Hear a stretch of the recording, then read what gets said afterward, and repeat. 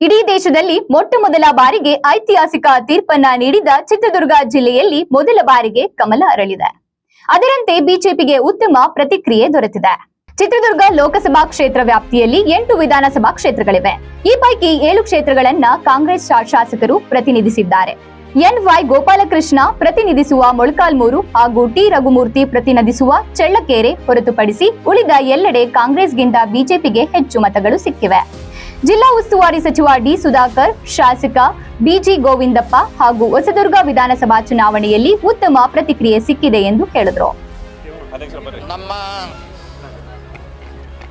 ಪಕ್ಷದ ರಾಷ್ಟ್ರೀಯ ನಾಯಕರು ಮತ್ತು ರಾಜ್ಯ ನಾಯಕರು, ಚಿತ್ರದುರ್ಗ ಜಿಲ್ಲೆಯ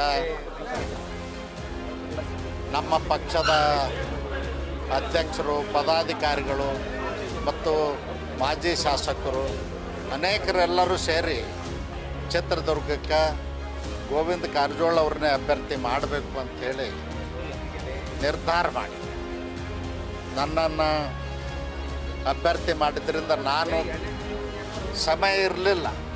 ನಾಮಿನೇಷನ್ ಕೊಡಲಿಕ್ಕೆ ಮಾತ್ರ ನಾನು ಚಿತ್ರದುರ್ಗಕ್ಕೆ ಬಂದೆ.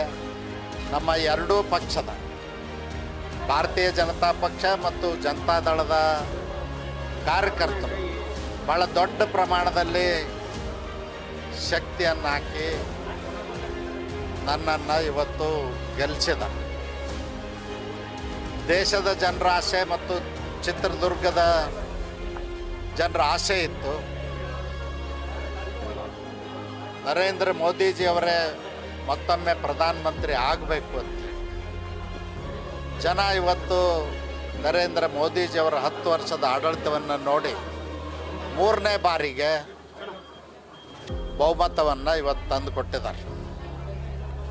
ನಾನು ಈ ಸಂದರ್ಭದಲ್ಲಿ ನಮ್ಮ ಪಕ್ಷದ ವರಿಷ್ಠರಿಗೆ, ರಾಜ್ಯದ ನಾಯಕರುಗಳಿಗೆ, ಚಿತ್ರದುರ್ಗ ಲೋಕಸಭಾ ಕ್ಷೇತ್ರದ ಎಲ್ಲ ವಿರೋಧ ಇಲ್ಲ, ಕೆಲವರಿಗೆ ತಮಗೆ ಟಿಕೆಟ್ ಬೇಕಾದಿದ್ದರಿಂದ ವಿರೋಧ ಮಾಡಿದರೆ ಹೊರತು ಪಕ್ಷದ ಅಧ್ಯಕ್ಷರು, ಪದಾಧಿಕಾರಿಗಳು ಮತ್ತು ಮಾಜಿ ಶಾಸಕರು, ಜಿಲ್ಲೆಯ ಹಿರಿಯರು ಗೋವಿಂದ ಕಾರಜೋಳನ 40 ವರ್ಷದಿಂದ ನಾವು ನೋಡಿದ್ದೀವಿ.